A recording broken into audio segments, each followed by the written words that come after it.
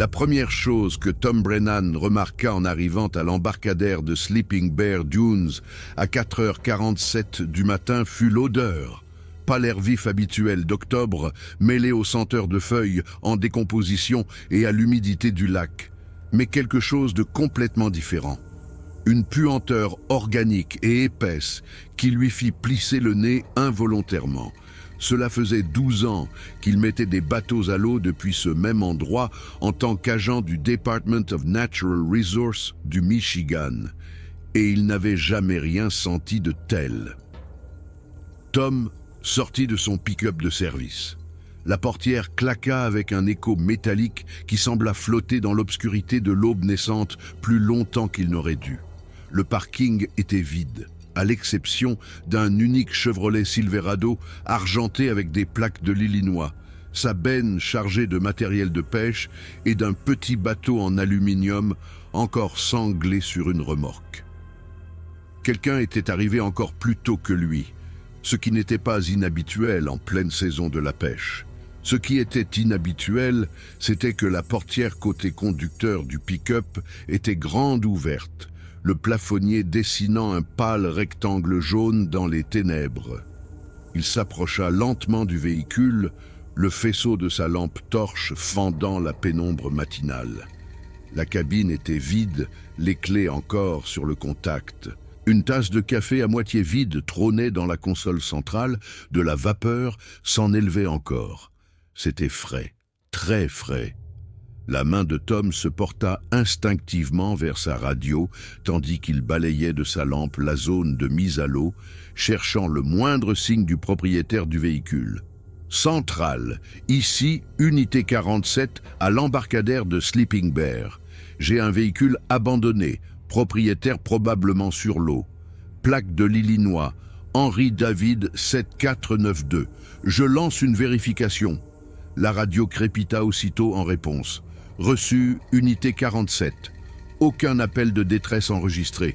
Conditions météo favorables. Vent léger du nord-ouest à 8 nœuds. Tom nota les informations de la plaque d'immatriculation et commença à marcher vers le bord de l'eau. La rampe de mise à l'eau s'enfonçait dans les eaux sombres du lac Michigan, disparaissant dans le noir à une dizaine de mètres. Le faisceau de sa lampe dansa sur les vagues douces, ne trouvant rien d'autre que l'étendue infinie du grand lac. Si quelqu'un avait mis à l'eau ici, il était déjà bien au-delà de la portée de sa lumière. C'est alors qu'il l'entendit. Un son qui lui fit se hérisser tous les poils des bras. Il commença bas, presque en dessous du seuil de l'audition humaine, puis monta pour devenir quelque chose que l'on ne pouvait décrire que comme un hurlement. Mais ça ne ressemblait à aucun animal qu'il ait jamais entendu en 2 décennies de travail dans les zones sauvages du Michigan. Les ours soufflaient et grognaient. Les sloops hurlaient avec une note claire et perçante.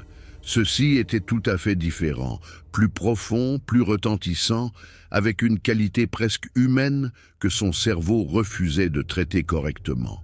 Le hurlement semblait venir du nord, quelque part le long de la rive densément boisée qui s'étendait sur des kilomètres au-delà de l'embarcadère. Tom tourna sa lampe vers la lisière des arbres, mais le faisceau pénétrait à peine le mur dense d'érables, de chênes et de pins qui s'amoncelaient jusqu'au bord de l'eau. Le son s'évanouit progressivement, laissant derrière lui un silence qui semblait anormal. Les bruits habituels de la nuit, le bruissement des feuilles, le clapotis des vagues, le trafic lointain de l'autoroute avaient tous cessé. Tom reprit sa radio. Centrale, unité 47. Quelqu'un d'autre a-t-il signalé des bruits d'animaux inhabituels dans le secteur de Sleeping Bear cette nuit? Négatif, unité 47. Aucun signalement de quelque nature que ce soit dans votre secteur. Il retourna vers le pick-up abandonné, passant sa lampe torche sur les papiers d'immatriculation de l'Illinois, visibles à travers le pare-brise. Le propriétaire était un certain Michael Chen, âgé de 34 ans de Chicago. Sur la banquette arrière, Tom pouvait voir plusieurs boîtes à pêche, une glacière et ce qui ressemblait à du matériel de pêche coûteux. Un sac d'appareil photo était posé sur le siège passager, ouvert et partiellement vide. L'odeur le frappa de nouveau alors qu'il contournait l'arrière du véhicule. Elle était plus forte ici, presque écrasante, comme un chien mouillé mélangé à quelque chose de mort depuis des semaines, mais avec une note de musc sous-jacente qui lui rappelait les enclos du zoo qu'il avait visité enfant. Tom dut reculer et respirer par la bouche pour ne pas avoir de haut le cœur. Quelque chose craqua sous sa botte.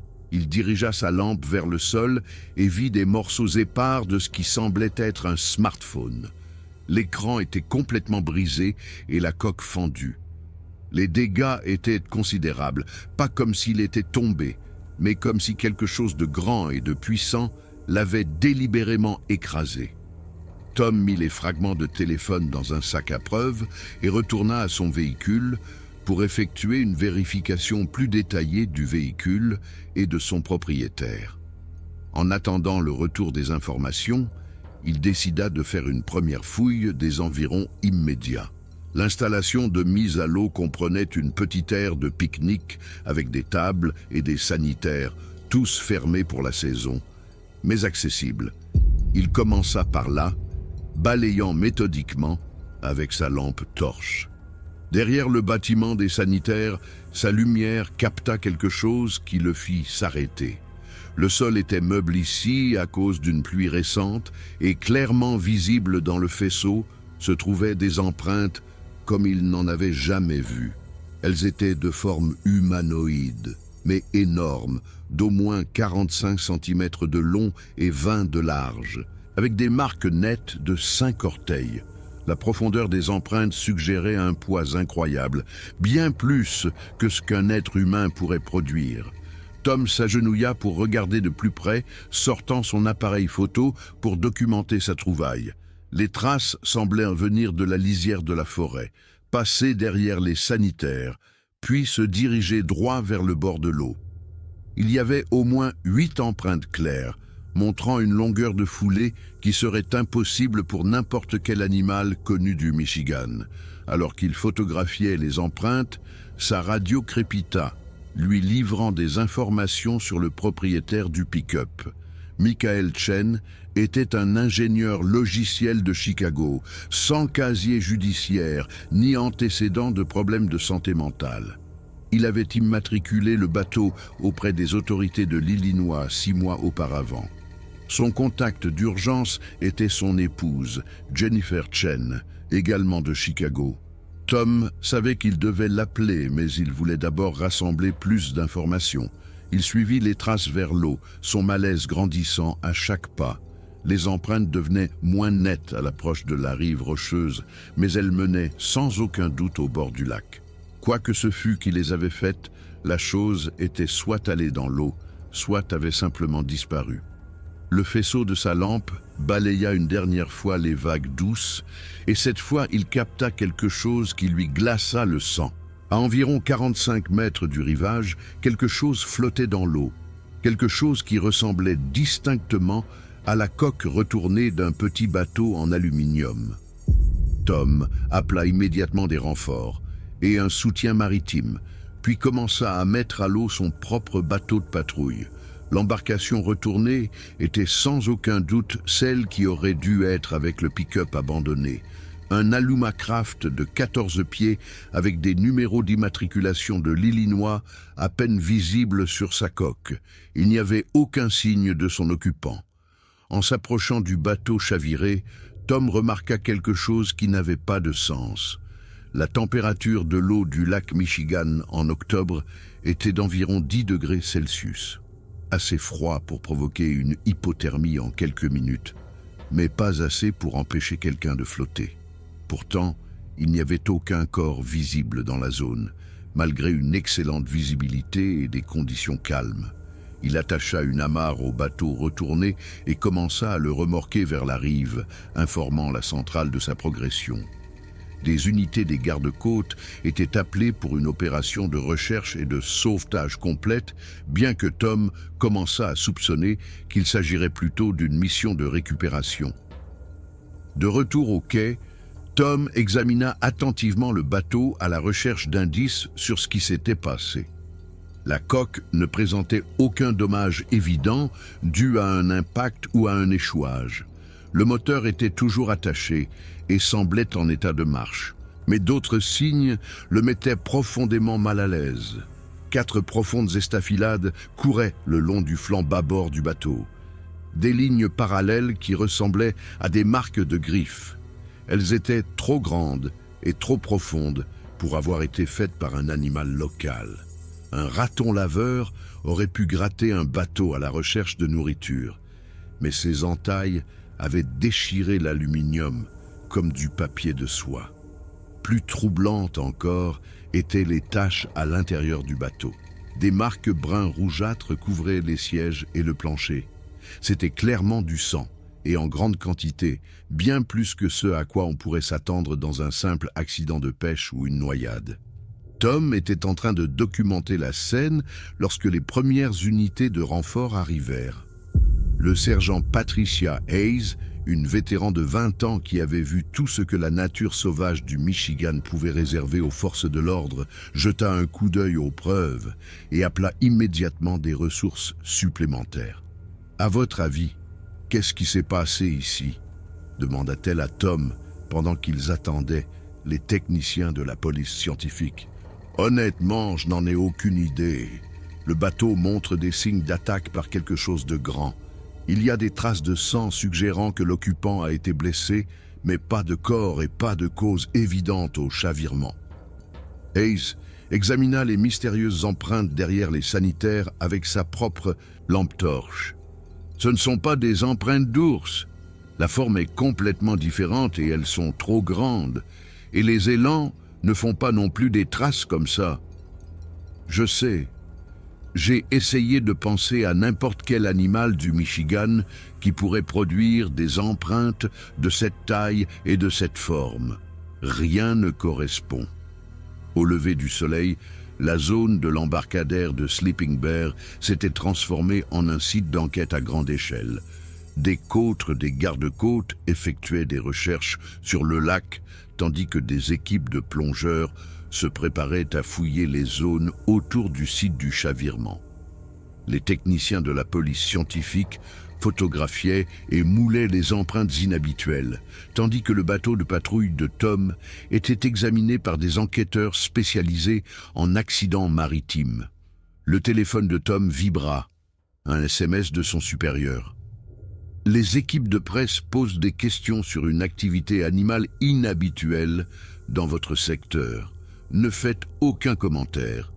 Renvoyez toutes les demandes des médias au bureau d'information publique. » Il n'avait pas réalisé que l'information se propageait déjà, mais il supposa que c'était inévitable avec autant de véhicules d'urgence au même endroit.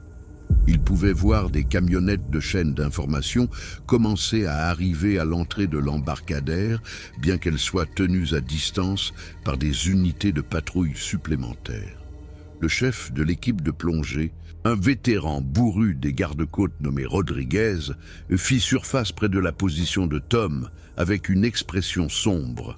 « On a trouvé du matériel de plongée là-dessous !» cria Rodriguez. « On dirait que votre disparu utilisait un équipement de plongée autonome, probablement pour pêcher le saumon en eau plus profonde.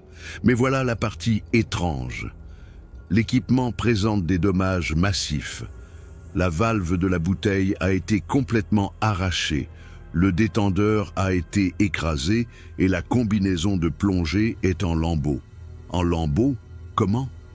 Comme si quelque chose avec de très grandes griffes s'en était emparé et n'avait pas lâché. Je n'ai jamais vu de dégâts pareils de la part d'un animal marin connu dans les grands lacs. » Tom sentit un frisson qui n'avait rien à voir avec l'air matinal d'octobre. Les preuves peignaient un tableau que son esprit rationnel refusait d'accepter. Tout suggérait que Michael Chen avait été attaqué par quelque chose de grand et de puissant, quelque chose qui avait détruit son équipement et laissé d'énormes marques de griffes sur son bateau. Mais rien dans le lac Michigan n'était capable d'une telle attaque. Le docteur Sarah Hendricks arrive sur les lieux vers 10 heures du matin. C'était une biologiste de la faune sauvage de l'Université d'État du Michigan qui conseillait souvent le DNR sur les cas de comportement animal inhabituel. Tom avait déjà travaillé avec elle sur des incidents impliquant des ours agressifs et des loups problématiques, et il avait confiance en son expertise. Après avoir examiné les preuves matérielles, le docteur Hendricks prit Tom à part pour une conversation privée. « Je dois vous demander quelque chose et je veux que vous réfléchissiez bien avant de répondre.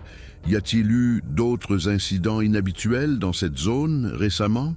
Des signalements d'observation de grands animaux ou de bruits étranges ?» Tom réfléchit à la question. « Pas que je sache, mais je peux vérifier auprès des autres unités. Pourquoi cette question ? Parce que ces preuves ne correspondent à aucun animal connu dans la région des Grands Lacs. Les empreintes, les dommages au bateau, la façon dont l'équipement de plongée a été détruit, tout suggère quelque chose de beaucoup plus grand et plus puissant que tout ce que nous avons documenté dans le Michigan. À quoi pensez-vous ? » Le docteur Hendricks resta silencieuse un long moment, pesant clairement ses mots. Il y a eu des rapports épars au fil des ans de grands animaux bipèdes dans des zones reculées du Midwest supérieur, généralement rejetés comme des canulars ou des erreurs d'identification. Mais ces preuves matérielles ne ressemblent à rien de ce que j'ai vu auparavant. Tom sentit son estomac se nouer. Il avait entendu les histoires, bien sûr. Tous les amateurs de plein air du Michigan avaient entendu des récits d'observation de Bigfoot dans les bois profonds, mais ce n'étaient que des histoires, n'est-ce pas? Des contes de feu de camp et des légendes urbaines qui vendaient des magazines et attiraient des touristes dans les régions isolées. Vous êtes en train de dire que vous pensez que Bigfoot a tué cet homme? Je dis que les preuves suggèrent une attaque par un grand animal inconnu. Je ne peux pas spéculer au-delà de ça sans plus d'informations. La conversation fut interrompue par des communications radio urgentes provenant de l'un des bateaux de recherche des gardes-côtes. Ils avaient trouvé quelque chose à environ 3 kilomètres au nord de la scène initiale, le long d'une portion de littoral sauvage, accessible uniquement par bateau ou après une longue randonnée. Tom et le docteur Hendricks rejoignirent l'équipe d'intervention maritime, alors qu'ils enquêtaient sur la nouvelle découverte. Ce qu'ils trouvèrent fit paraître les événements du matin presque normaux en comparaison. Une petite plage, cachée du lac principal par des affleurements rocheux, montrait des signes évidents de violence. Du sang tachait le sable et les rochers voisins, et d'autres de ces énormes empreintes menaient du bord de l'eau jusqu'à la forêt dense. Mais le plus troublant étaient les morceaux d'équipement de plongée éparpillés sur la plage. Des lambeaux de combinaisons, des fragments de masques et de palmes, et ce qui ressemblait à des morceaux de tissu humain. Le docteur Hendricks examina la scène avec une alarme croissante. Il semble que ce soit ici que la victime a été amenée après l'attaque. Quelque chose l'a traînée hors de l'eau et... Elle s'interrompit, clairement réticente à exprimer ses conclusions. Et l'a dévorée? C'est cohérent avec le comportement alimentaire d'un grand prédateur, mais à une échelle que je n'ai jamais rencontrée en Amérique du Nord. La radio de Tom crépita avec une autre mise à jour des équipes de recherche. Un deuxième bateau avait été retrouvé chaviré à environ 5 km plus au nord. Celui-ci contenait les corps de 2 victimes. Un premier examen suggérait des marques de griffes et des traumatismes similaires à ceux trouvés sur le premier bateau. Au fil de la journée, l'ampleur de l'incident devint claire. 6 pêcheurs, dont 3 bateaux distincts, avaient été attaqués aux premières heures du matin. Tous étaient des hommes expérimentés, avec un équipement de sécurité adéquat et des moyens de communication d'urgence. Tous avaient été submergés par quelque chose qui n'avait laissé aucun survivant et un minimum de preuves matérielles. La présence des médias s'intensifia tout au long de la journée, avec des équipes de Chicago, Détroit et Grand Rapids installant des points de retransmission à proximité de l'embarcadère. Tom pouvait entendre les journalistes faire des directs, bien qu'il ait reçu l'ordre strict de ne parler à aucun d'entre eux. Nous recevons des informations faisant état de plusieurs décès sur le lac Michigan ce matin, certaines sources suggérant l'implication d'un animal inconnu. Les responsables du Department of Natural Resources du Michigan ne commentent pas l'enquête en cours, mais des sources des gardes-côtes confirment que les opérations de recherche et de sauvetage ont été annulées au profit d'efforts de récupération. En fin d'après-midi, Tom était épuisé et profondément secoué. Il avait déjà vu des victimes de noyades, des accidents de bateaux et même des attaques d'animaux, mais rien dans son expérience ne l'avait préparé à l'ampleur et à la brutalité de ce qu'ils avaient trouvé. 6 hommes étaient morts en quelques heures, tués par quelque chose qui ne devrait pas exister. Le docteur Hendricks l'approcha alors qu'il terminait ses rapports d'incident. Elle tenait un grand sac à preuves en plastique contenant des moulages en plâtre des mystérieuses empreintes. « Je les emmène à l'université ce soir pour une analyse détaillée, dit-elle, mais je voulais que vous sachiez. J'ai consulté des collègues de tout le pays aujourd'hui et personne n'a jamais vu quelque chose comme ça.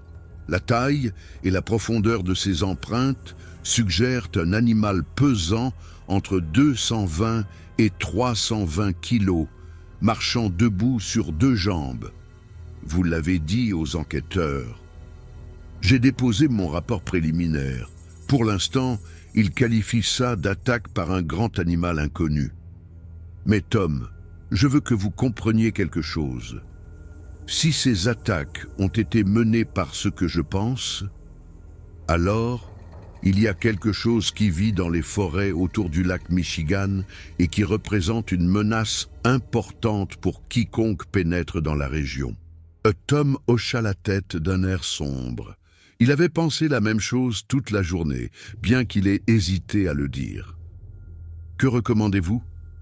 Les sites d'attaque doivent être surveillés en permanence. Si cet animal est territorial, il pourrait revenir aux mêmes endroits. Et les gens doivent être avertis, même si nous ne pouvons pas leur dire exactement de quoi ils doivent se méfier. Alors que le soir tombait, Tom se retrouva seul à l'embarcadère où la journée avait commencé. Le ruban de la police scientifique flottait dans la brise venant du lac, et l'odeur qui l'avait alerté en premier lieu persistait encore faiblement dans l'air. Il pensa aux 6 familles qui recevraient des nouvelles dévastatrices ce soir et aux questions qu'elles poseraient et qui n'auraient pas de bonne réponse. Comment dire à quelqu'un que son être cher a été tué par quelque chose qui n'existe pas officiellement? Son téléphone vibra, un SMS de sa femme. « J'ai vu les infos. Tu vas bien? Je rentre bientôt. » Tom fixa le message un long moment avant de répondre. Comment pouvait-il expliquer ce qu'il avait vu aujourd'hui? Comment pouvait-il décrire les preuves qui pointaient vers quelque chose qui remettait en question tout ce qu'il pensait savoir sur le monde naturel? Longue journée. Je rentre bientôt. Je t'aime. Alors qu'il retournait à son pick-up, Tom l'entendit de nouveau. Le même hurlement profond et retentissant qui avait tout commencé 12 heures plus tôt. Cette fois, il semblait plus proche, venant de la forêt juste derrière l'embarcadère. Le son lui donna la chair de poule et le fit presser le pas involontairement. Il était à une quinzaine de mètres de son véhicule quand quelque chose de massif s'écrasa à travers les sous-bois à la lisière de la forêt. Tom se retourna brusquement, sa main se portant instinctivement à son arme de service, mais quoi que ce fût qui avait fait le bruit, avait disparu aussi vite qu'il était apparu. Seules les branches cassées et l'odeur persistante suggéraient que quelque chose avait été là. Tom ne courut pas jusqu'à son véhicule, mais il marcha très vite. En s'éloignant de Sleeping Bear Dunes, il ne put se défaire du sentiment que quelque chose l'observait depuis l'obscurité entre les arbres. Les jours suivants apportèrent une attention médiatique intense et des démentis officiels. Le Department of Natural Resources du Michigan publia des communiqués sur une enquête en cours concernant plusieurs décès en bateau, sans mentionner les preuves matérielles qui défiaient toute explication conventionnelle. Le FBI envoya des agents pour examiner les empreintes inhabituelles, mais leurs conclusions ne furent pas rendues publiques. Tom reprit ses fonctions de patrouille habituelles, mais il se surprit à éviter les zones autour de Sleeping Bear Dunes autant que possible. D'autres agents avaient commencé à signaler des bruits étranges et des odeurs inhabituelles dans la même région, bien qu'aucun n'ait rencontré quelque chose d'aussi dramatique que les multiples décès. Le docteur Hendricks l'appela une semaine après l'incident avec des nouvelles troublantes. L'analyse de ces moulages d'empreintes est terminée. La répartition de la pression suggère un animal marchant debout avec une structure de pied similaire à celle de l'homme, mais beaucoup plus grande. L'analyse de la démarche indique une taille entre 2,10 et 2,70 mètres, et l'ADN des traces de sang. C'est là que ça devient intéressant. La plupart est humain, celui des victimes, mais il y a des traces d'autre chose. Quelque chose qui ne correspond à aucun animal connu dans les bases de données génétiques. Tom sentit un frisson familier. Qu'est-ce que ça signifie? Ça signifie que nous avons affaire à une espèce inconnue, quelque chose qui n'a pas été classifié ou étudié par la science conventionnelle. La conversation fut interrompue par un appel urgent sur la radio de Tom. Un autre bateau avait été retrouvé chaviré près de Sleeping Bear Dunes. Celui-ci portait des preuves évidentes des mêmes marques de griffes massives. Mais cette fois, il y avait un survivant. James Morrison, un pêcheur professionnel de Traverse City, fut retrouvé flottant inconscient dans un gilet de sauvetage à environ 1,5 km de son bateau détruit. Il fut transporté d'urgence au Munson Medical Center dans un état critique, souffrant d'hypothermie, d'une perte de sang massive et de ce que les médecins décrivirent comme un traumatisme compatible avec une attaque de grand animal. Tom arriva à l'hôpital alors que Morrison était emmené en chirurgie. L'homme était assez conscient pour parler, bien qu'à peine cohérent à cause du choc et de la perte de sang. « Il est sorti de l'eau », haleta Morrison au médecin des urgences. « Plus grand que tout ce que j'ai jamais vu, marchant sur deux jambes comme un homme, mais couvert de fourrure sombre, des yeux comme des phares jaunes dans l'obscurité. » Le médecin hocha la tête professionnellement tout en échangeant un regard avec Tom. « Vous êtes en sécurité maintenant, monsieur Morrison. Essayez de vous reposer. »« Vous devez me croire, » continua Morrison, agrippant le bras du médecin avec une force surprenante. « Il a détruit mon bateau à main nue, a déchiré l'aluminium comme du papier. Je ne me suis échappé que parce qu'il était plus intéressé par mes poissons que par moi. » Tom se pencha plus près. « Monsieur Morrison, avez-vous vu où il est allé après avoir attaqué votre bateau? » « Retourné dans l'eau. Il nageait comme une personne, mais plus vite qu'aucun humain ne pourrait le faire.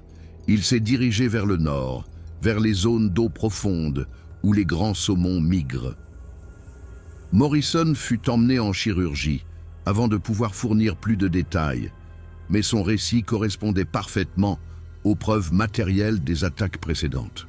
Pour la première fois, les enquêteurs avaient une description par un témoin oculaire de ce à quoi ils avaient affaire.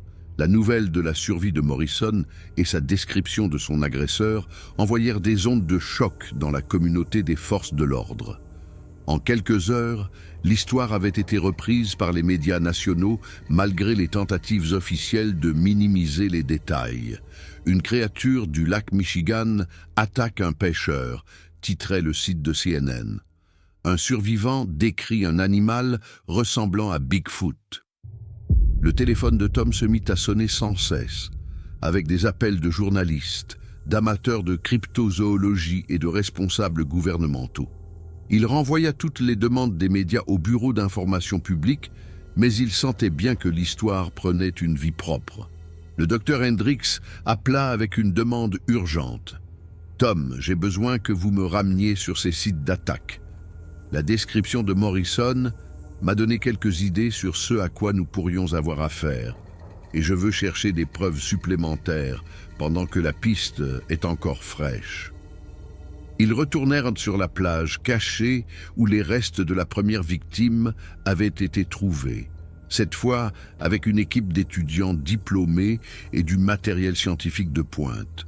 Ce qu'ils découvrirent défia la compréhension de Tom de ce qui était possible dans le monde moderne.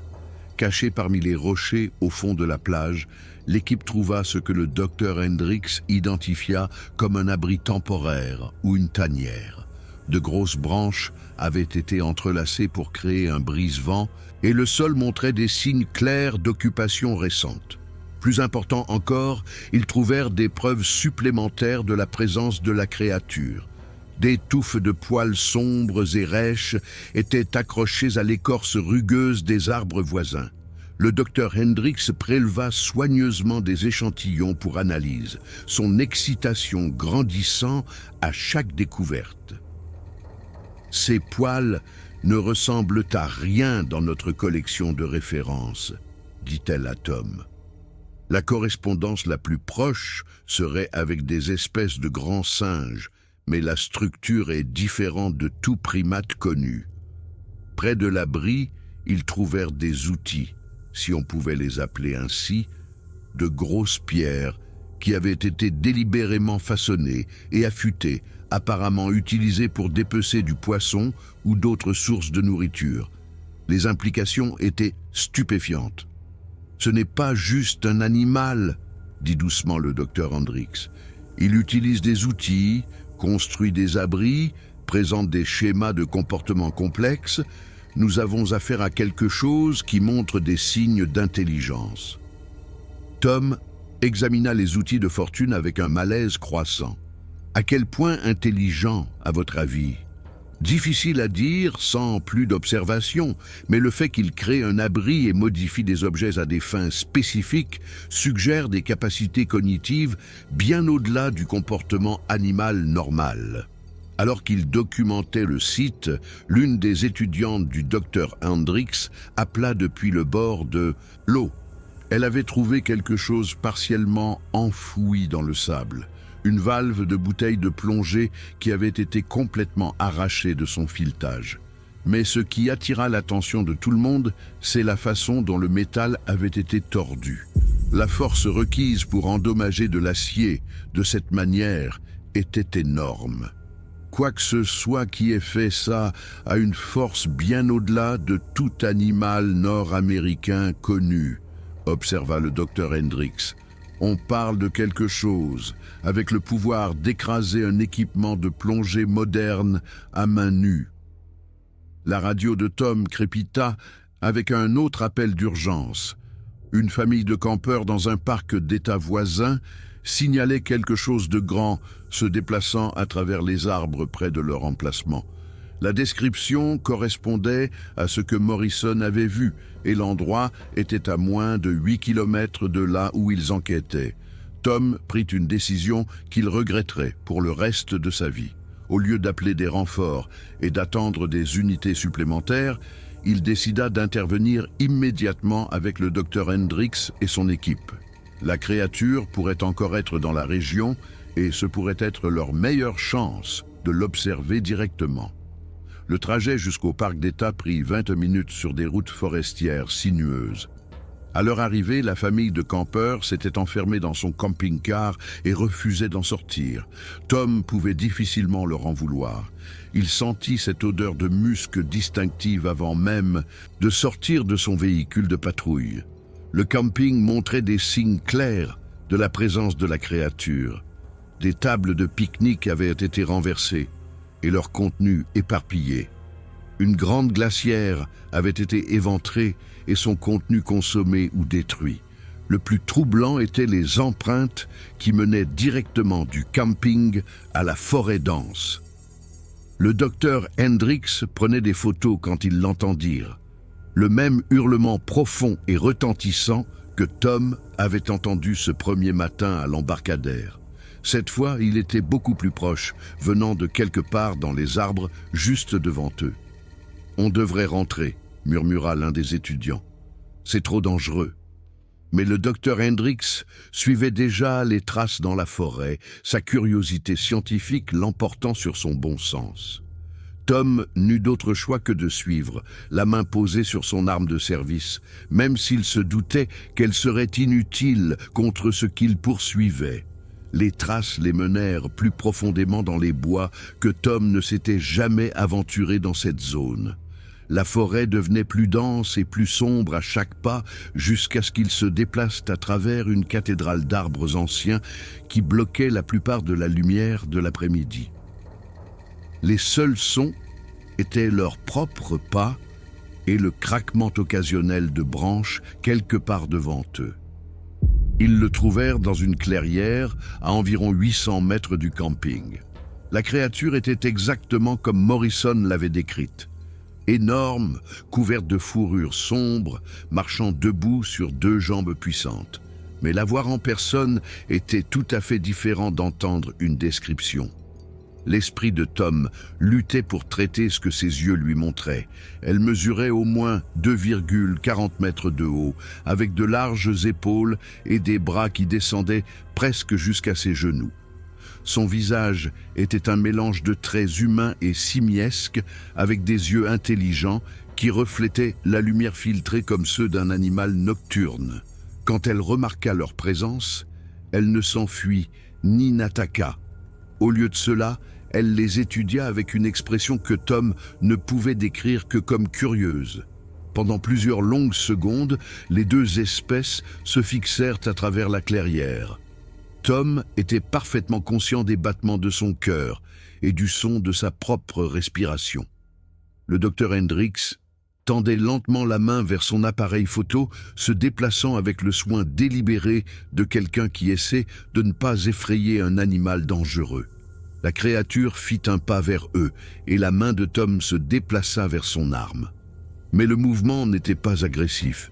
Il semblait presque prudent, comme si la créature était aussi curieuse à leur sujet qu'il l'était à son sujet. Puis l'appareil photo du docteur Hendricks émit un petit bip électronique en faisant la mise au point, et tout changea. L'expression de la créature passa de la curiosité à quelque chose de beaucoup plus menaçant. Elle découvrit des dents clairement conçues pour déchirer la chair, et le son qu'elle produisit ne ressemblait à rien de ce que Tom avait jamais entendu, mi-rugissement, mi-cri, et entièrement terrifiant. Elle couvrit la distance entre eux plus vite que Tom ne l'aurait cru possible pour quelque chose d'aussi grand. Le docteur Hendricks eut à peine le temps de crier avant qu'elle ne soit sur eux, se déplaçant avec une vitesse et une puissance qui défiaient l'entendement. Tom dégaina son arme de service et tira 3 balles en plein torse, mais la créature sembla à peine le remarquer. Elle balaya le docteur Hendricks d'un bras massif, l'envoyant voler contre un tronc d'arbre avec un impact sinistre. Les étudiants se dispersèrent dans différentes directions, leur courage académique s'évaporant face au danger mortel. La créature tourna son attention vers Tom et il se retrouva à fixer des yeux qui contenaient une intelligence profondément troublante. Ce n'était pas l'agression aveugle d'un animal sauvage, c'était une violence délibérée, calculée, de la part de quelque chose qui comprenait exactement ce qu'il faisait. Tom vida son chargeur dans la poitrine de la créature, mais cela la ralentit à peine. Elle tendit vers lui des mains terminées par des griffes plus longues que ses doigts, et il se jeta sur le côté juste au moment où ses griffes fendaient l'air, là où sa tête s'était trouvée. Il roula derrière une bûche tombée et chercha son chargeur de rechange, ses mains tremblant si fort qu'il pouvait à peine recharger. La créature le poursuivait avec une patience méthodique, clairement confiante dans sa capacité à finir ce qu'elle avait commencé. La radio de Tom crachait des communications d'urgence des étudiants qui s'étaient échappés de la clairière, mais il ne pouvait pas se permettre d'y prêter attention. Toute sa concentration était de rester en vie pour les quelques secondes suivantes. La créature atteignit la bûche et la souleva simplement, révélant la cachette de Tom comme s'il était un enfant jouant à cache-cache. Tom tira ses dernières balles à bout portant dans son visage, provoquant enfin une réaction. La créature rugit de douleur et de colère, du sang coulant de blessures autour de son œil gauche. Mais au lieu de terminer son attaque, la créature s'arrêta soudainement et regarda autour de la clairière avec une expression de confusion. Tom pouvait entendre ce qui l'avait distraite, le son d'hélicoptères approchant et de plusieurs véhicules traversant la forêt. Les renforts qu'il aurait dû appeler plus tôt arrivaient enfin, guidés par les signaux GPS de leurs véhicules abandonnés et les appels radio paniqués des étudiants survivants. La créature regarda Tom une dernière fois et il eut le sentiment inébranlable qu'elle mémorisait son visage. Puis elle se tourna et disparut dans la forêt avec une vitesse qui semblait impossible pour quelque chose d'aussi grand. Tom resta derrière la bûche jusqu'à ce que les premiers officiers de la police d'État atteignent la clairière. Le docteur Hendricks était inconsciente mais vivante, avec plusieurs côtes cassées et une grave commotion cérébrale.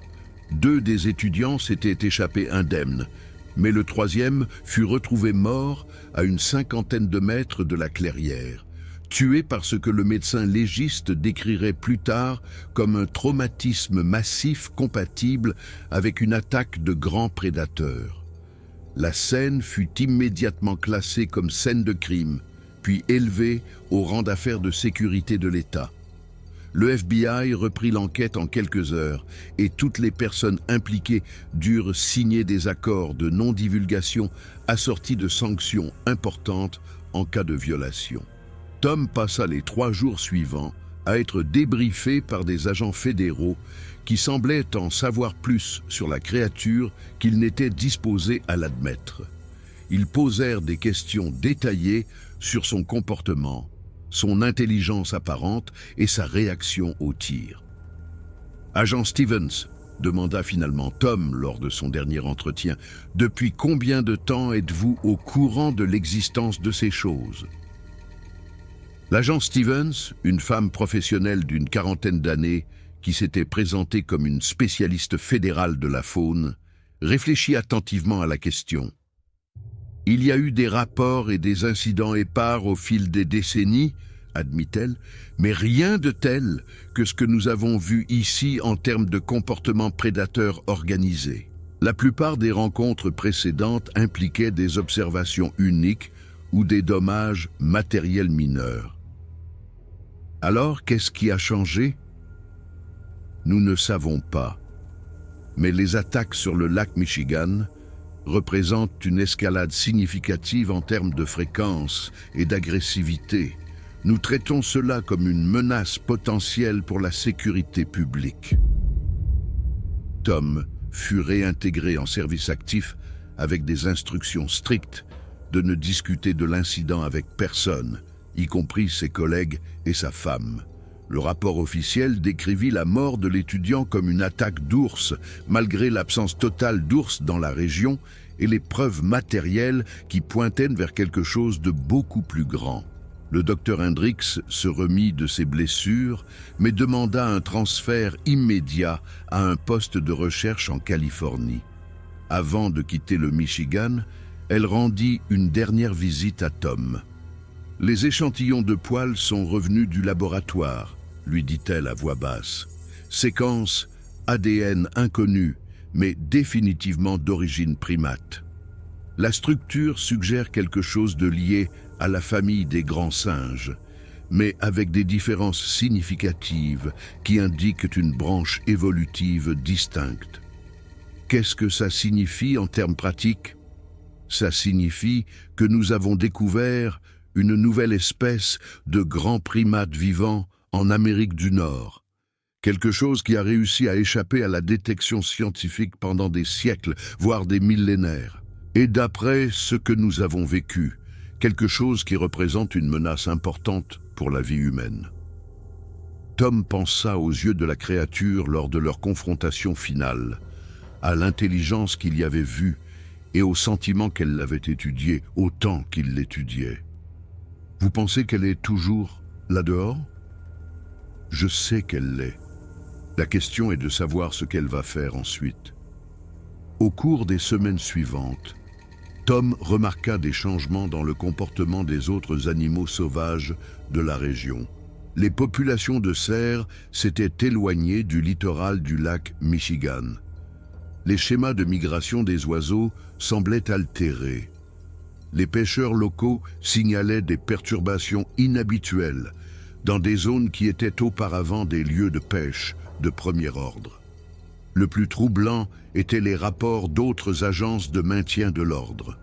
Les incidents de personnes disparues dans les zones sauvages du Midwest supérieur avaient considérablement augmenté, plusieurs cas présentant des preuves matérielles similaires à ce qu'ils avaient trouvé au lac Michigan. Tom commença à réaliser que leur rencontre n'était peut-être pas un incident isolé, mais plutôt une partie d'un schéma plus large qui ne devenait visible aux autorités que maintenant. La créature qu'il avait affrontée dans la forêt pourrait être l'une des nombreuses, et leur présence dans des zones proches des populations humaines représentait une menace que les gouvernements n'étaient pas prêts à reconnaître publiquement. Son téléphone sonna un mardi soir de novembre, affichant le numéro californien du docteur Hendricks. « Tom, je veux que vous écoutiez attentivement ce que je vais vous dire. Nous avons surveillé les rapports de tout le nord-ouest du Pacifique et il y a eu au moins 12 incidents au cours du dernier mois qui correspondent au schéma que nous avons vu dans le Michigan. » Quel genre d'incidents? Randonneurs disparus, camping détruit, attaques contre des bateaux de pêche dans des zones reculées. Toujours les mêmes preuves matérielles, empreintes, échantillons de poils, ADN qui ne correspond à aucune espèce connue. Tom sentit un frisson familier. Vous voulez dire qu'il y en a d'autres? Je veux dire qu'il y a peut-être une population entière dont nous n'avons jamais soupçonné l'existence et quelque chose a changé dans leur comportement. Ils deviennent plus agressifs, plus enclins à affronter directement les humains. Qu'est-ce qui, selon vous, cause ce changement? La pression environnementale. Peut-être le changement climatique affectant leurs sources de nourriture, l'empiètement humain sur leur territoire, ou peut-être quelque chose de complètement différent. Mais Tom, il y a autre chose que vous devez savoir.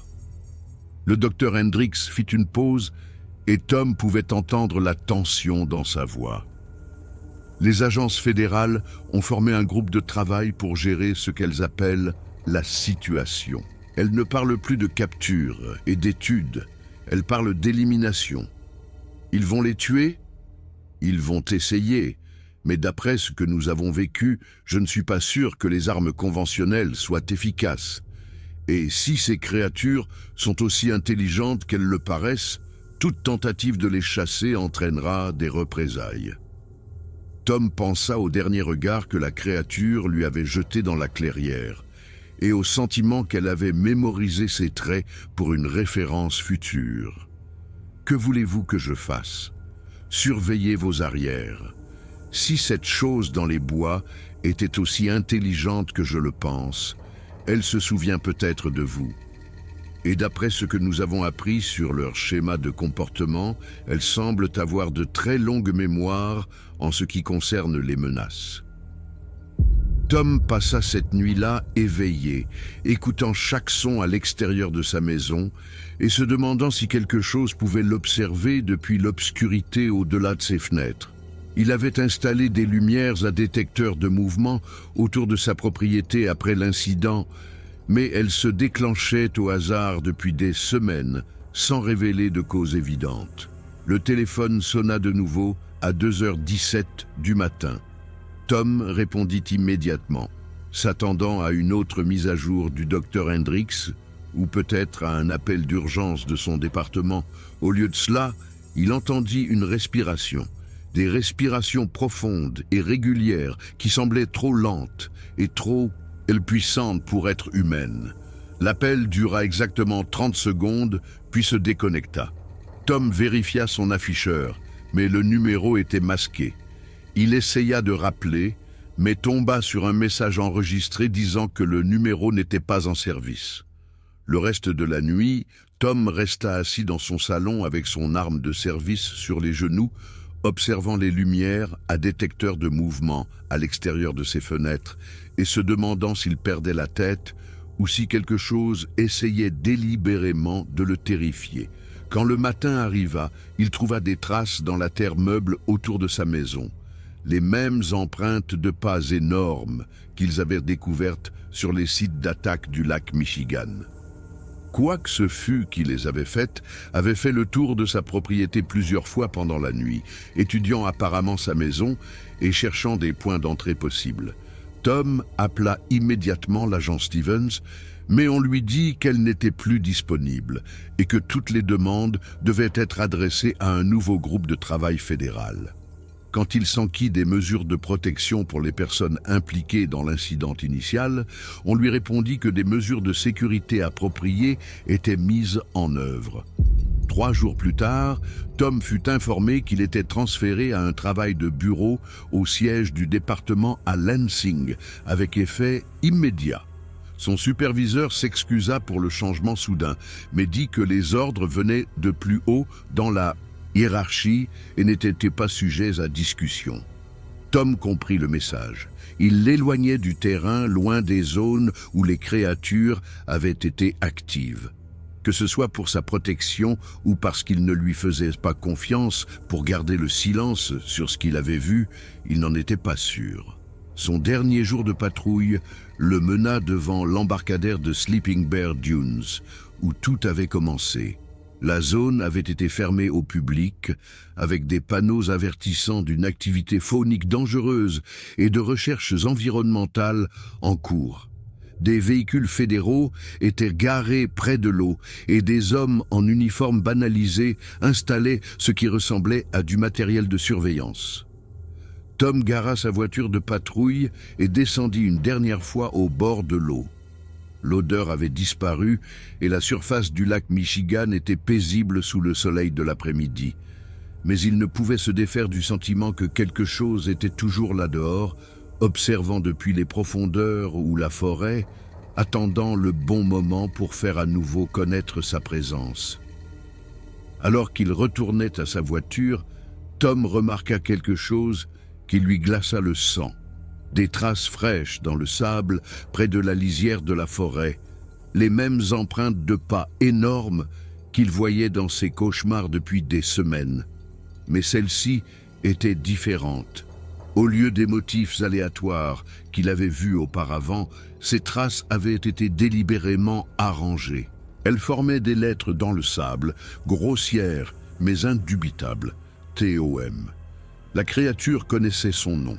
D'une manière ou d'une autre, elle avait appris qui il était et où il vivait. Et maintenant, elle lui envoyait un message qui était à la fois une salutation et une menace. Tom photographia les traces avec son téléphone, puis appela immédiatement le numéro du groupe de travail fédéral qu'on lui avait donné. Quand il décrivit ce qu'il avait trouvé, il y eut un long silence à l'autre bout du fil. « L'agent Stevens ne fait plus partie de notre organisation », dit finalement la voix. « Mais votre rapport a été noté. Nous vous recommandons d'éviter la zone jusqu'à nouvel ordre. Et les traces, ça ne prouve pas que la créature est toujours active dans la région. Toutes les preuves sont traitées par les autorités fédérales compétentes. Votre coopération pour maintenir la sécurité opérationnelle est appréciée. » La ligne se coupa. Tom resta sur la plage quelques minutes de plus, regardant la vaste étendue du lac Michigan et pensant aux 6 pêcheurs qui étaient morts ici un matin qui semblait remonter à une éternité. Ils avaient été des hommes ordinaires, pratiquant une activité ordinaire, ignorant qu'ils entraient sur le territoire de quelque chose qui ne devrait pas exister. Maintenant, ils quittaient cet endroit, transféré à un travail de bureau où il pourrait être surveillé et contrôlé, tandis que quelque chose qui pouvait épeler son nom dans le sable était libre, le continuer à chasser dans les forêts et les eaux du nord du Michigan. Le nouveau bureau de Tom Lansing n'avait pas de fenêtre et était situé au sous-sol du bâtiment d'État qui abritait le siège administratif du DNR. Son titre officiel était analyste en gestion des ressources, mais son travail réel semblait consister à examiner les rapports d'incidents de tout l'État et à rechercher des schémas qui pourraient indiquer une activité animale inhabituelle. Il ne lui fallut pas longtemps pour réaliser qu'il n'était pas le seul agent de terrain à avoir été transféré à des postes similaires. Un flot constant de collègues de districts éloignés avait été réaffecté à des emplois de bureau après des rencontres avec ce que les rapports officiels décrivaient comme de grands animaux non identifiés. L'agent Janet Morrison de la péninsule supérieure avait été transféré après que son bateau de patrouille eût été attaqué par quelque chose qu'elle décrivit comme ressemblant à un ours, mais beaucoup plus grand, nageant dans une eau trop profonde pour un animal normal. Le garde-chasse Rick Williams de la forêt nationale de Huron avait été réaffecté après avoir trouvé le campement d'un chasseur détruit par ce que le rapport appelait une activité de prédateur inconnu. Tous avaient signé les mêmes accords de non-divulgation que Tom. Tous travaillaient maintenant dans des bureaux sans fenêtres, analysant des données au lieu de patrouiller les zones où ils avaient rencontré des choses qui n'existaient pas officiellement. Tom commença à comprendre que son transfert n'avait pas été pour sa protection. C'était pour le tenir à l'écart des journalistes et des enquêteurs civils qui pourraient poser des questions embarrassantes sur ce qui se passait réellement dans les zones sauvages du Michigan. Le travail lui-même était abrutissant, mais il lui donnait accès aux rapports d'incidents de tout l'État. Ce qu'il découvrit était profondément troublant. Les rencontres avec de grands animaux non identifiés n'étaient pas des incidents isolés. Elles faisaient partie d'un schéma qui remontait à des années, voire des décennies. Des rapports classés sous diverses catégories. Attaques d'ours, observations de loups, panne d'équipement, disparitions inexpliquées, contenaient tous des éléments cohérents avec ce que Tom avait vécu au lac Michigan.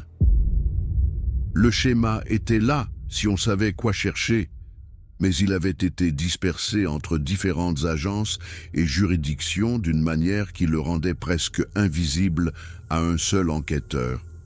Tom commença à compiler sa propre base de données, documentant soigneusement les incidents qui correspondaient au profil des rencontres avec la créature. Ce qui en émergea fut une carte d'activité qui couvrait la plupart des zones forestières du Michigan, avec des concentrations particulières près des grands lacs et dans les régions sauvages les plus reculées. Plus troublant était la tendance au fil du temps. Les incidents devenaient plus fréquents et plus violents. Quoi que ce fût qui se trouvait là-dehors devenait plus audacieux, plus enclin à attaquer directement les humains plutôt que de simplement éviter le contact. 3 mois après sa nouvelle affectation, Tom reçut un appel téléphonique qui changea tout. Tom Brennan.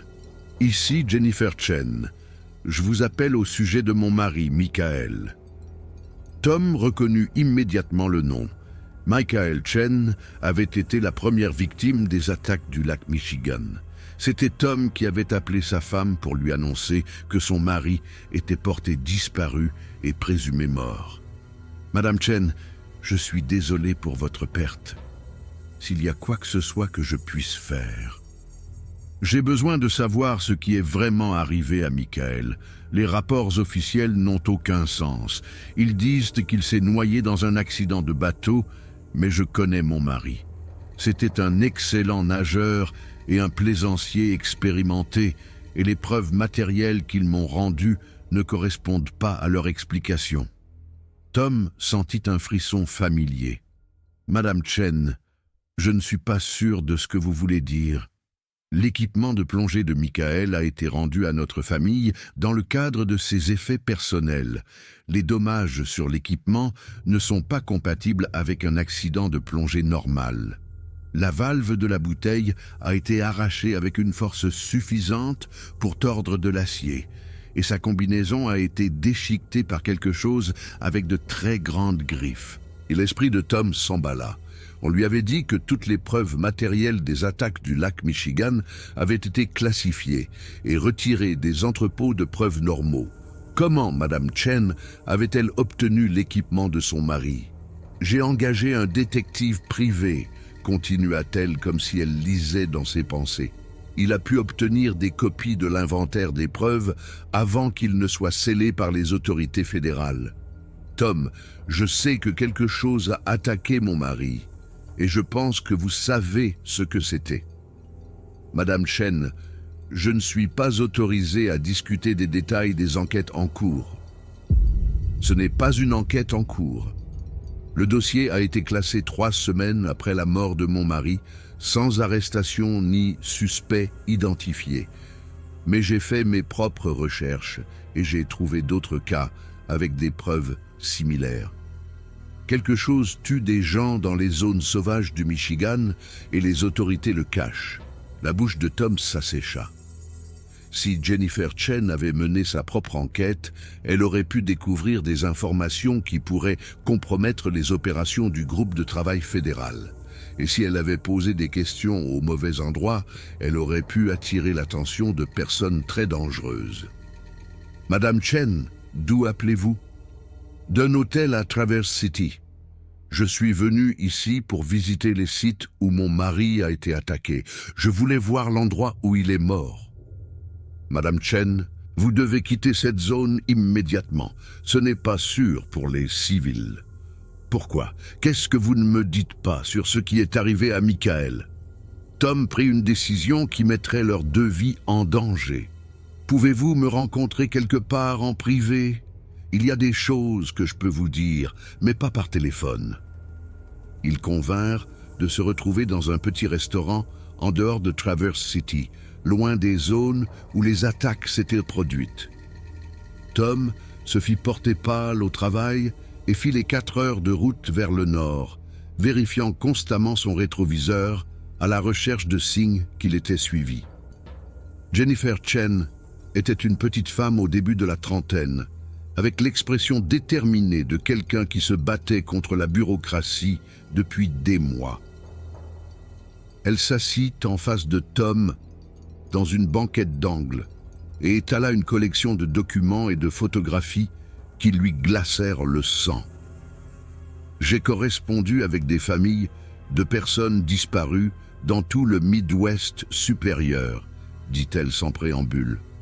Randonneurs, campeurs, chasseurs, pêcheurs, tous disparus dans des zones reculées, dans des circonstances qui ne correspondent pas aux explications officielles. Les photographies montraient des dommages matériels identiques à ce que Tom avait vu au lac Michigan, du tissu déchiré, du métal tordu, des marques de griffes trop grandes et trop profondes pour avoir été faites par un animal connu. Madame Chen, de combien de cas parlons-nous? 47 incidents confirmés au cours des 5 dernières années. Et ce ne sont que ceux où les familles étaient disposées à partager des informations. Le nombre réel est probablement beaucoup plus élevé. Tom fixe la documentation étalée sur la table. Si les recherches de Jennifer Chen étaient exactes, alors les attaques du lac Michigan faisaient partie de quelque chose de beaucoup plus vaste et plus systématique que quiconque ne l'avait réalisé. « Il y a plus », continua-t-elle. J'ai été en contact avec une ancienne biologiste fédérale de la faune nommée Sarah Hendricks. Elle a été impliquée dans l'enquête sur la mort de mon mari, mais elle a quitté son poste et a déménagé en Californie peu de temps après. L'estomac de Tom se serra. Qu'est-ce que le docteur Hendricks vous a dit? Elle a confirmé que les attaques ont été menées par une espèce inconnue de grands primates. Elle a également dit qu'il existe un groupe de travail fédéral qui suit ces créatures depuis des années et qu'ils ont pris la décision de les éliminer plutôt que de les étudier. Madame Chen, vous détenez des informations qui pourraient vous faire tuer. Ces gens ne veulent pas que cette histoire devienne publique. Alors aidez-moi à la rendre publique. Vous étiez là quand Michael est mort. Vous savez ce qui s'est réellement passé.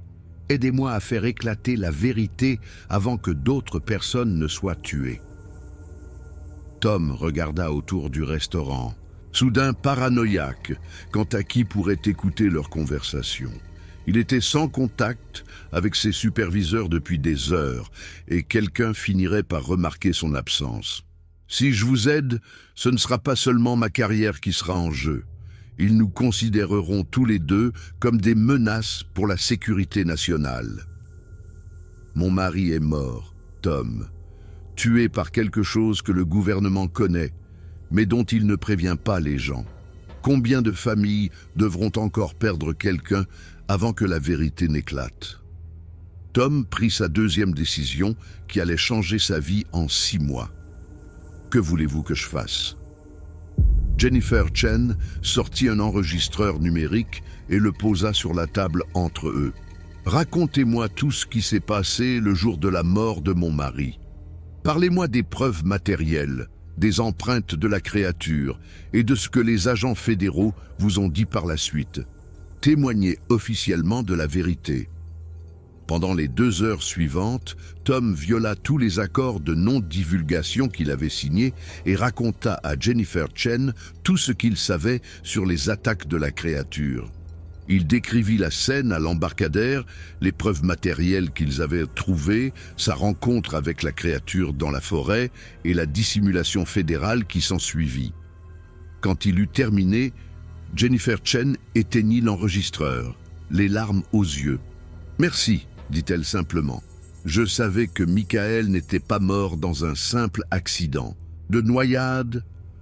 Qu'allez-vous faire de ces informations ?» J'ai été en contact avec une journaliste d'investigation spécialisée dans les dissimulations gouvernementales. Elle a accepté de publier l'histoire si je peux fournir une documentation suffisante et des témoins corroborants. Tom sentit un frisson prémonitoire. Madame Chen, une fois que cette histoire deviendra publique, nos 2 vies vont changer radicalement. Êtes-vous prête pour ça? J'ai perdu mon mari à cause de quelque chose qui ne devrait pas exister et les gens qui sont censés nous protéger ont décidé de cacher la vérité à la place. Je suis prête à tout ce qui arrivera ensuite. Ils se séparèrent sur le parking du restaurant, convenant de rester en contact via des comptes de messagerie cryptés qui ne pouvaient pas être facilement surveillés. Tom retourna à Lansing avec la certitude croissante qu'il venait de se faire une cible des autorités fédérales, qui avaient démontré leur volonté d'utiliser des mesures extrêmes pour maintenir le secret. Ses craintes furent confirmées lorsqu'il arriva au travail le lendemain matin et trouva 2 hommes en costume sombre qui l'attendaient dans son bureau. « Monsieur Brennan, je suis l'agent Rodriguez du Department of Homeland Security. Nous devons discuter de vos activités d'hier. » Le rythme cardiaque de Tom s'accéléra, mais il essaya de garder un extérieur calme. « Je me suis fait porter pâle hier. J'étais à la maison avec la grippe.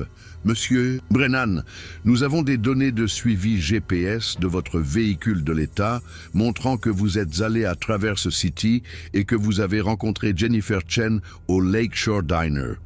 Nous avons également une surveillance audio de votre conversation. » Tom réalisa que sa situation venait de devenir beaucoup plus grave qu'il ne l'avait imaginé. Ces gens l'avaient surveillé en permanence et ils disposaient d'une technologie qu'ils n'avaient pas soupçonnée. Que voulez-vous? Nous voulons savoir ce que vous avez dit à Madame Chen et nous voulons savoir ce qu'elle compte faire de ces informations. Tom examina ses options. Il pouvait coopérer avec ses agents et espérer qu'ils se contenteraient de contenir la situation discrètement, ou il pouvait refuser de répondre et probablement faire face à une arrestation pour des motifs de sécurité nationale. Suis-je en état d'arrestation? Pas encore, mais votre coopération serait appréciée. Tom prit sa troisième décision qui allait changer sa vie. « Je veux un avocat. » L'agent Rodriguez soupira et fit un signe de tête à son partenaire. « Monsieur Brennan, vous êtes placé en détention en vertu des dispositions du Patriot Act pour interrogatoire liées à des questions de sécurité nationale. Vous avez le droit à un avocat, mais les communications avec votre conseil pourront être surveillées pour des raisons de sécurité. » Tom fut conduit dans une installation fédérale à l'extérieur de Lansing et placé dans ce qu'on appelait techniquement une détention préventive, mais qui ressemblait exactement à une arrestation. Pendant les 3 jours suivants, il fut interrogé par des équipes tournantes d'agents qui voulaient tout savoir sur son contact avec Jennifer Chen et les informations qu'il avait partagées avec elle. Le 4e jour, Tom reçut la visite d'un autre type d'agent fédéral, une femme qui se présenta comme la directrice adjointe Sarah Matthews, d'un groupe de travail dont il n'avait jamais entendu parler. « Monsieur Brennan, je vais être tout à fait honnête avec vous sur votre situation. Vous vous êtes impliqué dans une affaire qui affecte la sécurité nationale, la sécurité publique et la coopération scientifique internationale.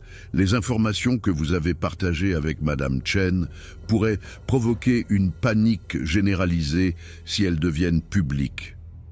Quelles informations? Qu'il y a des animaux inconnus qui tuent des gens dans nos forêts nationales? L'information qu'il existe une espèce non découverte de grands primates intelligents vivant en Amérique du Nord et que cette espèce a commencé à chasser activement les êtres humains. Monsieur Brennan, si cette histoire devient publique avant que nous n'ayons développé des contre-mesures efficaces, le résultat sera la panique, des groupes de justiciers chasseurs et probablement plus de morts. Tom étudia attentivement la directrice adjointe Matthews. Contrairement aux autres agents avec qui il avait eu affaire, elle semblait sincèrement préoccupée par la sécurité publique plutôt que par le simple maintien du secret. Quel genre de contre-mesures? Nous travaillons avec des experts internationaux pour développer des méthodes de capture non létales. L'objectif est de déplacer les créatures vers des zones où elles ne rencontreront pas de populations humaines. Et pour les créatures qui chassent déjà activement les humains? Matthews resta silencieuse un long moment. Ces individus devront peut-être être éliminés pour des raisons de sécurité publique, mais nous espérons éviter ce résultat si possible. Tom sentit une lueur d'espoir. Que voulez-vous de moi? Aidez-nous à localiser Jennifer Chen et à la convaincre de ne pas publier son histoire. Du moins, pas avant que nous ayons eu la chance de mettre en œuvre des mesures de protection pour les personnes dans les zones à haut risque. Et si je fais ça? Vous serez libéré et autorisé à reprendre vos fonctions normales, avec une supervision appropriée, bien sûr. Tom examina l'offre. Il croyait sincèrement que Matthews essayait de gérer la situation de manière responsable, mais il soupçonnait également que Jennifer Chen avait déjà dépassé leur capacité à la contrôler. « Je vais essayer de la contacter, mais je pense que vous devriez savoir qu'elle a travaillé avec d'autres familles et qu'elle a probablement plus d'informations que vous ne le réalisez. » Matthews hocha la tête d'un air sombre. Nous sommes au courant des activités de recherche de Madame Chen. C'est pourquoi nous devons la convaincre de travailler avec nous plutôt que contre nous. Tom fut libéré avec pour instruction de contacter Jennifer Chen et d'organiser une autre rencontre. Mais lorsqu'il essaya de la joindre via le compte de messagerie crypté qu'ils avaient établi, ces messages lui revinrent comme non distribuables.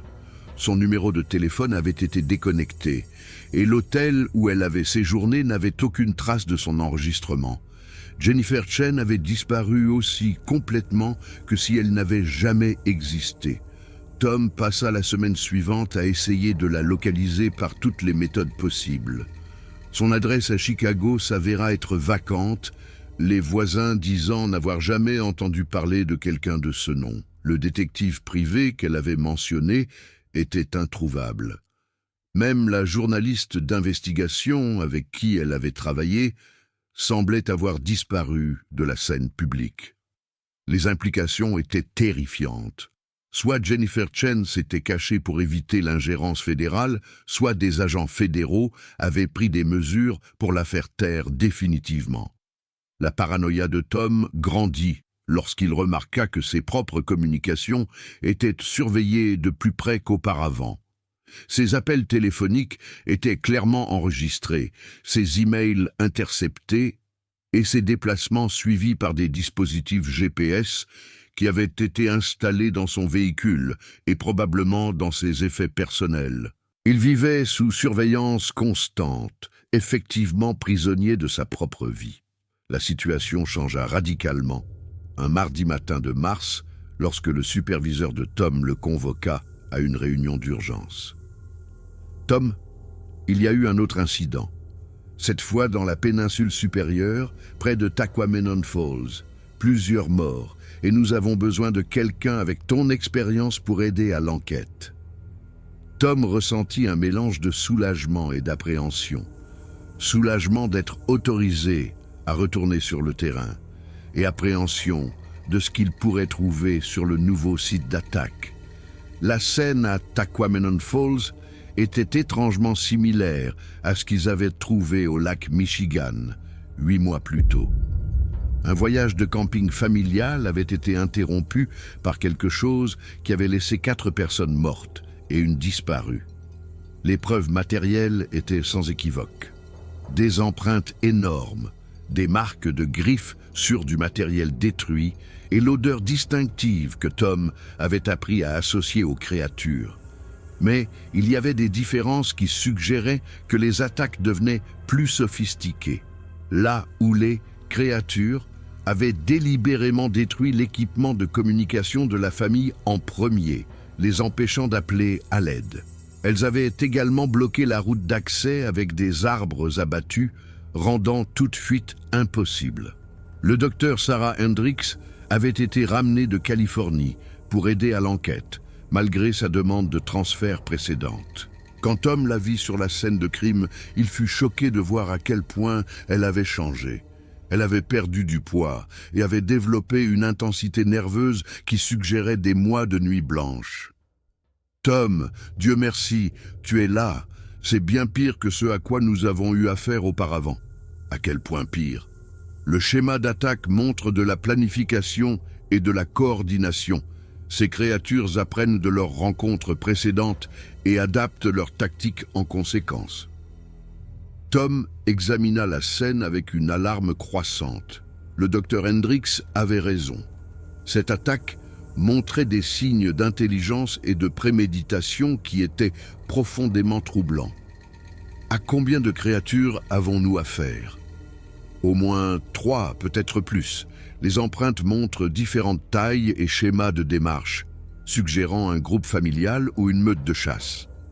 La radio de Tom crépita avec un message prioritaire de son superviseur.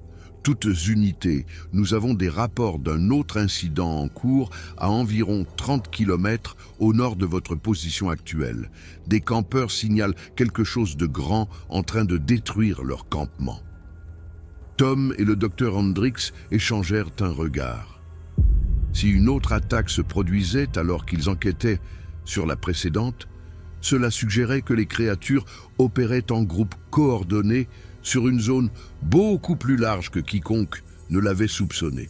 Ils atteignirent le nouveau site d'incident juste au moment où l'attaque se terminait. 2 familles avec de jeunes enfants campaient près d'un lac isolé lorsque quelque chose émergea de la forêt et commença à détruire systématiquement leur équipement. Les campeurs avaient réussi à s'échapper vers leur véhicule, mais ils étaient piégés par des arbres abattus qui bloquaient la route. Tom pouvait entendre les créatures se déplacer dans la forêt autour du camping, cassant des branches, s'appelant les unes les autres, avec des sons qui n'étaient certainement pas des vocalisations animales aléatoires. Elles communiquaient dans ce qui ne pouvait être décrit que comme un langage primitif. « Nous devons évacuer ces gens immédiatement », dit le docteur Hendricks, la voix tendue par la peur. Mais alors que Tom organisait l'évacuation, il réalisa qu'ils étaient encerclés. Les sons venaient de toutes les directions maintenant, et il aperçut de grandes formes sombres se déplaçant entre les arbres. Les créatures les avaient délibérément piégés dans le camping, et la fuite n'était plus possible. La radio de Tom était remplie de communications paniquées d'autres unités essayant d'atteindre leur position. Mais les routes avaient été bloquées par des arbres abattus trop gros pour être déplacés sans équipement lourd. Ils étaient seuls face à un nombre inconnu de prédateurs très intelligents qui avaient démontré leur capacité à tuer des humains avec facilité. La première créature entra dans la clairière juste au moment où le soleil se couchait et Tom eut son deuxième aperçu clair de ce à quoi ils avaient affaire. Celle-ci était encore plus grande que l'individu qu'il avait rencontré au lac Michigan, mesurant probablement 2,70 mètres de haut et massivement bâtie, avec des cicatrices sur son visage et ses bras qui suggéraient une longue vie de violence. Elle étudia le groupe d'humains avec une intelligence évidente, inclinant la tête et émettant de douces vocalisations auxquelles répondaient des sons similaires depuis la forêt environnante. Tom réalisa avec une horreur croissante qu'ils discutaient de la situation, décidant peut-être comment procéder à leur attaque. Le docteur Hendricks reculait lentement vers les véhicules, plaçant les familles avec les jeunes enfants derrière elles. « Tom, nous devons faire sortir ces gens d'ici. » Mais Tom observait les yeux de la créature, et il pouvait voir qu'elle suivait leurs mouvements avec l'attention calculatrice d'un prédateur planifiant son attaque. Il n'allait pas être autorisé à partir. La créature fit un pas en avant et Tom dégaina son arme de service. Il avait appris de sa rencontre précédente que les armes conventionnelles n'étaient pas très efficaces contre ces animaux, mais c'était la seule défense dont il disposait. « Restez en arrière !» cria-t-il, sachant que c'était probablement inutile. « Agent fédéral de la faune !» La créature s'arrêta et inclina de nouveau la tête, comme si elle essayait de comprendre ses mots. Puis elle fit quelque chose qui glaça le sang de Tom. Elle sourit, révélant des dents clairement conçues pour déchirer la chair. Elle le comprenait. La créature savait exactement ce qu'il disait, et elle était amusée par sa tentative d'affirmer son autorité. Tom tira 3 balles en plein torse, et la créature chancela mais ne tomba pas. Elle baissa les yeux sur les blessures dans sa poitrine avec ce qui ne pouvait être décrit que comme de l'agacement, puis continua son avancée avec une détermination renouvelée. Tom vida son chargeur et chercha son rechange, mais il savait que ce ne serait pas suffisant. Ces créatures étaient simplement trop grandes et trop résistantes pour être arrêtées par des armes de poing conventionnelles. C'est alors que les hélicoptères arrivèrent. Le son des pales des rotors remplit l'air et de puissants projecteurs illuminèrent soudainement le camping. Tom pouvait voir des appareils militaires tourner au-dessus de sa tête et entendre le son distinctif d'armes lourdes mises en batterie. La créature dans la clairière leva les yeux vers les hélicoptères avec une expression de confusion, puis de peur. Elle n'avait probablement jamais rencontré quelque chose comme des appareils militaires auparavant, et le bruit et les lumières submergeaient clairement ses sens. Des haut-parleurs crépitèrent depuis les hélicoptères. Tout le personnel à couvert. Exercice de tir à balles réel en cours. Tom attrapa le docteur Hendricks et les familles de campeurs et les rassembla derrière le plus grand arbre disponible. Juste au moment où les tirs commencèrent, des rafales de mitrailleuses lourdes balayèrent la forêt autour du camping, et Tom put entendre les créatures crier. Pas les hurlements qu'il avait entendus auparavant, mais des sons de douleur et de terreur authentiques. Les tirs continuèrent pendant plusieurs minutes, remplissant l'air d'une odeur de cordite et de végétation déchiquetée. Quand ils cessèrent enfin, la forêt était complètement silencieuse. Tom attendit encore plusieurs minutes avant de sortir de sa cachette. Le camping était détruit, dévasté par des balles de gros calibre qui avaient déchiqueté les arbres et transformé le sol en un cratère boueux. Mais il n'y avait aucun corps visible, de créature ou autre. Un hélicoptère militaire atterrit dans la clairière et des soldats en tenue de combat complète en sortirent pour sécuriser la zone. Tom fut approché par un officier qui s'identifia comme le colonel Marcus Thompson. « Agent Brennan, vous et votre équipe êtes-vous indemnes? Nous allons bien, mais qu'est-il arrivé aux créatures? Les avez-vous tuées ?» L'expression du colonel Thompson était sombre. « Inconnu pour le moment. Nous avons des traces de sang qui s'éloignent de la zone, mais aucune mort confirmée. Ces animaux sont plus résistants que nous ne l'avions prévu. » Tom sentit un frisson. Si les armes militaires ne suffisaient pas à arrêter ces créatures, alors ils avaient affaire à quelque chose qui dépassait les capacités des forces de l'ordre conventionnel. « Colonel, depuis combien de temps suivez-vous ces animaux ?» Le groupe de travail a été créé il y a 18 mois après les premières observations confirmées. Nous avons développé des contre-mesures, mais c'est la première fois que nous les engageons directement dans une situation de combat. Le docteur Hendricks s'approcha d'eux, sa curiosité scientifique l'emportant sur sa peur. « Colonel, les schémas comportementaux que nous avons observés ce soir suggèrent un niveau d'intelligence sans précédent dans la faune nord-américaine. Ces créatures utilisaient des tactiques coordonnées et des outils primitifs. Dr Hendricks, cette évaluation correspond à nos rapports de renseignement. Nous avons affaire à quelque chose qui montre des signes d'organisation sociale complexe et de capacité de résolution de problèmes. La radio de Tom crépita avec un trafic prioritaire. Toutes unités, nous avons des rapports d'attaque en cours à 3 endroits distincts. Demandons renforts immédiats à Pictured Rocks, Porcupine Mountains et Yawata National Forest. L'expression du colonel Thompson devint encore plus sombre. Il semble que l'engagement de ce soir faisait partie d'une offensive coordonnée. Ils attaquent plusieurs cibles simultanément à travers la péninsule supérieure. Tom réalisa qu'ils étaient témoins de quelque chose d'inédit. Une guerre organisée entre les humains et une espèce inconnue qui vivait dans les zones sauvages d'Amérique du Nord depuis des générations. Les créatures ne se contentaient plus de défendre leur territoire. Elles chassaient activement les humains sur une vaste zone géographique. Les implications étaient stupéfiantes. Si ces attaques continuaient de s'intensifier, il serait impossible de les garder secrètes du public. Et si les créatures étaient aussi intelligentes qu'elles le paraissaient, elles apprendraient de la rencontre de ce soir et adapteraient leur tactique en conséquence.